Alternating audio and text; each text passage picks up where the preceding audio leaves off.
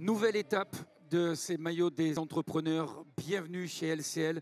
C'est avec beaucoup de plaisir qu'on va évoquer bien une entreprise, mais aussi, et vous le voyez possiblement à l'image, deux autres intervenants qui sont avec nous. Tout d'abord, celui qui va être sous le feu de mes questions, Monsieur Laurent Bourgois. Vous êtes directeur général d'Eurovanie. Bonjour. Bonjour. Merci. À côté de vous, on a le directeur de réseau LCL Nord-Ouest, Monsieur Picard. Bonjour, monsieur. Bonjour.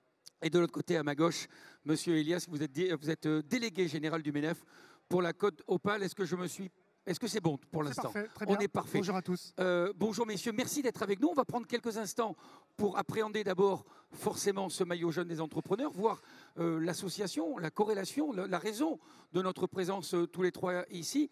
Mais avant, monsieur, puisque vous êtes à côté de ce maillot qui sera dans quelques instants le vôtre, on va vous proposer une vidéo qui a été tournée avec votre présence et surtout avec vos propos pour évoquer ce qu'est votre entreprise. Et on reviendra là-dessus dans quelques instants. À tout de suite.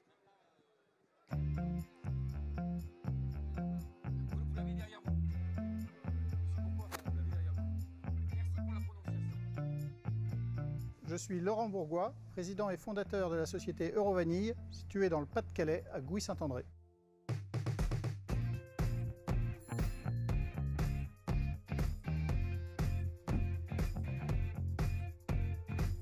Nous sommes une société spécialisée dans la transformation de la vanille. Pour obtenir une gousse de vanille, il faut absolument polliniser chaque fleur de vanille à la main. Elle mettra 9 mois à mûrir et à partir de là, on pourra commencer un process industriel à l'intérieur de l'usine.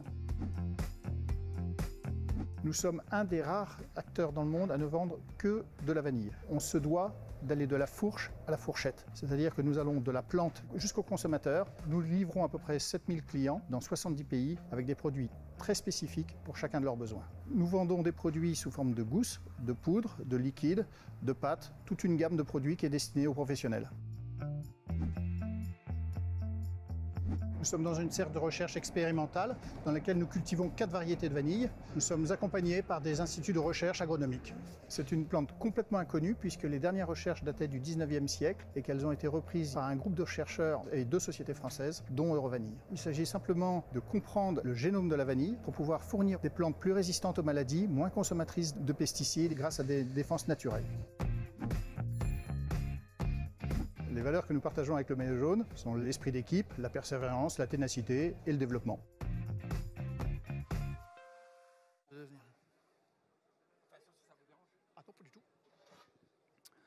Monsieur Bourgois, à nouveau en direct. Vous étiez parfait à la vidéo, on se l'est dit en off, vous êtes remarquable à l'image. Directeur général, comment devient-on directeur général dans l'univers de la vanille? J'ai démarré il y a maintenant 32 ans. J'en avais 25 à l'époque, en vendant des gousses de vanille au restaurant, en envoyant une gousse de vanille à chaque restaurant du guide Michelin. Et à ma grande surprise, le lendemain matin, j'ai reçu beaucoup de commandes. Et une chose en entraînant une autre. Aujourd'hui, on est 130 collaborateurs. On vend dans 75 pays, on fait 70% de notre chiffre d'affaires à l'export et on a une assez grosse usine du côté de Gouy-Saint-André, dans le Pas-de-Calais.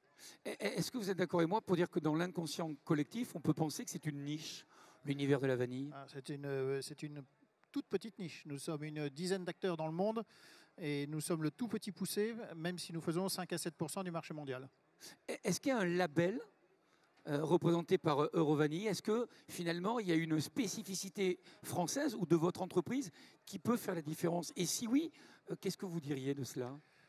Non, ce qui fait la différence dans notre entreprise, c'est d'abord ce sont les équipes, c'est la performance et on est tous tournés vers la performance, tous tournés vers la combativité, personne ne lâche le morceau, c'est tout le temps, tourné vers le client en permanence. Et ça, par rapport aux trop grands groupes, tous les autres sociétés avec lesquelles on travaille sont que des multinationales. Oui, pardon, je vous coupe. Vous voulez dire que ça manque de proximité pour les autres? Ah voilà, c'est clairement, nous, ce qui nous intéresse, ce sont tous les artisans, c'est 6000 artisans en Europe que l'on livre en direct. Ce sont 350 industriels que l'on livre en direct et avec lesquels on a une proximité très forte. On est sur le Tour de France, pardon de faire la corrélation avec ce qui nous occupe aujourd'hui aussi. Vous parliez de combativité, de proximité, d'esprit d'équipe, parce que c'est aussi ça, ça rejoint un peu le Tour de France. Ah ben c'est clairement, on est parfaitement associé à ça. Et quand on a su que vous nous invitiez très gentiment aujourd'hui, on a proposé à nos clients de participer avec nous. Et effectivement, beaucoup nous ont publié des photos sur les réseaux en rapport avec le Tour de France. Dans la vidéo, on parle aussi finalement de patience, mais aussi de continuité, puisque ça va du producteur jusqu'au consommateur. Toutes les chaînes sont suivies. C'est un vrai travail, ça. C'est un vrai métier, c'est un produit passionnant, mais c'est d'abord un métier et qui est extrêmement exigeant parce qu'on a des pays qui sont compliqués en approvisionnement, qui peuvent être Madagascar, qui peuvent être la Polynésie française, qui peuvent être les Comores, qui peuvent être l'Ouganda, des pays qui sont magiques, mais qui sont très difficiles à vivre. Et après, de l'autre côté, on a de la barrière, on a tous les clients qui ont des exigences extrêmement moderne, indispensable pour l'industrie agroalimentaire et auquel il faut se plier. On parle de moderne, on va y revenir. Moi, j'ai envie aussi de vous parler un peu d'innovation parce que dans la vidéo, je crois que vous parlez d'un produit relativement neuf. Ça veut dire qu'on n'a pas encore exploité toutes les subtilités que ce produit peut générer? Ah non, du tout. Pardon, vous avez le sourire quand vous en parlez. Oui, parce que ça m'amuse, parce que les recherches sur la vanille se sont arrêtées à la fin en 1950 et aujourd'hui simplement avec un consortium de tous les laboratoires français, enfin des meilleurs chercheurs français que sont le CIRAD, l'INSERM, l'INRA, tout cela, nous avons recommencé à travailler et nous avons juste de publier le génome de la vanille, qui était une chose qui était connue dans toutes les autres plantes. Et le génome de la vanille, alors que c'est une plante extrêmement connue, n'a jamais été publié. Et enfin, on vient de le publier. Donc ça va nous permettre de continuer à avancer sur des produits, des vanilles, des nouvelles espèces, comprendre comment elles fonctionnent, pourquoi elles fonctionnent comme ça, et pourquoi elle a ce goût-là et pas un autre goût, et ainsi de suite. La recherche est passionnante. Oh bah c'est extraordinaire. C'est pour ça qu'on a installé une serre de recherche dans le Pas-de-Calais, à côté de l'usine, dans laquelle on a mis différentes variétés et qui sont suivies par des ingénieurs agronomes. Ma question n'était pas innocente. Parlez-moi un peu de ce programme SVI. Qu'est-ce que c'est?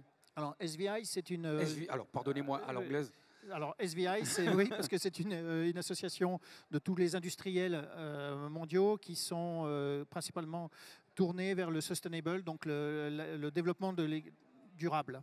Et pour nous, ça passait, notre pierre à l'édifice a été apportée par justement la publication du génome de la vanille. Et d'ailleurs, nous, on fait de la recherche fondamentale, on apporte notre pierre comme ça en disant... les générations suivantes auront au moins ça comme base de données, un peu comme le dictionnaire, et après chacun s'en sert. Oui, parce qu'on peut forcément aussi, et c'est pas à la marge, parler d'écologie. La protection, c'est aussi important pour qu'il puisse y avoir encore de la vanille dans plusieurs c'est indispensable, décennies. Et puis il faut protéger le consommateur. Et vous, en tant que consommateur, vos amis, vos enfants, et ainsi de suite, vous ne voulez pas manger de pesticides, vous voulez pas manger vous voulez le produit le plus sain possible. Et c'est pour ça que toutes ces recherches sont importantes. Bougez pas, on va revenir avec vous, mais je voudrais donner le micro, si vous permettez, à Monsieur Elias, représentant délégué général du MEDEF dans cette belle région. Quand on a un entrepreneur comme ça, sensible à tout ce qui fait aussi finalement le 21e siècle, et même au-delà, puisqu'on se projette, c'est extrêmement réjouissant. Oui, bien sûr. En effet, c'est très intéressant d'avoir ce témoignage de M. Bourgois, notamment par une entreprise qu'on n'attend pas forcément dans notre région. Conditionner de la vanille, la distribuer à partir du Pas-de-Calais, ce n'est pas forcément évident. Comme quoi tout est possible, on va dire, sur la Côte d'Opale.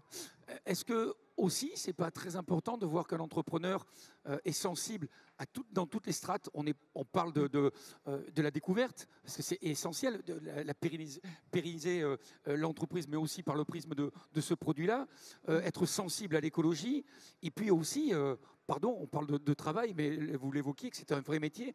Aussi que les collaborateurs soient en phase. Oui, tout à fait. En effet, dans un monde qui change, aujourd'hui, l'entreprise est fédératrice, notamment par rapport aux nouvelles tendances. Aujourd'hui, l'entreprise est quand même assez populaire quand on regarde un petit peu dans les sondages. Alors là, c'est ma casquette Mouvement des entreprises de France qui s'exprime. Mais d'une certaine manière, aujourd'hui, à l'intérieur des entreprises, on peut fédérer sur des projets. Et aujourd'hui, ça peut même être un sujet de différenciation par rapport au recrutement, puisqu'on sait qu'aujourd'hui, les jeunes générations sont sensibles aux raisons d'être, aux valeurs que l'entreprise peut exprimer. Et donc, par rapport à l'innovation, par rapport à des valeurs, par rapport à la RSE de manière générale. Aujourd'hui, c'est un élément important pour les entreprises à appréhender. Et puis c'est chouette d'avoir un représentant comme celui-ci qui est sensible à toutes ces différentes parties. Merci Monsieur Elias. Je vais donner le micro à Monsieur Picard qui représente un peu cette maison qui nous rassemble aujourd'hui avec ce maillot jaune, j'allais dire du vainqueur de tous les cas, et on en a un aussi beau avec nous aujourd'hui, au moins dans sa partie. Avoir un collaborateur, d'ailleurs c'est plus un client finalement, c'est un collaborateur, Monsieur Bourgois, non? Un partenaire, plus exactement. En fait, vous savez, accompagner les projets de nos clients, c'est notre ADN. On fait ça depuis presque 130 ans chez LCL, qui était auparavant le Crédit Lyonnais. On est la banque d'une entreprise de taille intermédiaire sur 2, d'une PME sur 3. Et donc, on a eu à cœur aujourd'hui de distinguer M. Bourgois pour toutes les valeurs qu'il a si bien décrites, de performance, d'ancrage dans son territoire, de RSE, qui sont des valeurs qui nous parlent chez LCL. Et c'est pour ça qu'on a choisi aujourd'hui de le distinguer à l'occasion de cette remise du maillot jaune des entrepreneurs, évidemment avec l'histoire de LCL et du maillot jaune, qui est une histoire qui dure depuis plus de 40 ans maintenant. Ce maillot qui... Pardon, je ne voulais pas vous couper, pardonnez-moi. Tout ça, des valeurs de fidélité. Voilà. Et d'ailleurs, fidélité, la preuve en est, et votre présence ici. Ce maillot qui vous sera remis tout à l'heure, Monsieur Bourgois, je voudrais juste, encore une fois, vous entendre un peu, parce que j'évoquais tout à l'heure avec les artistes aussi ce dénominateur commun qui reste ce Tour de France, compétition vue à travers la planète par des passionnés, voire des néophytes. Vous, quel regard vous avez sur le vélo?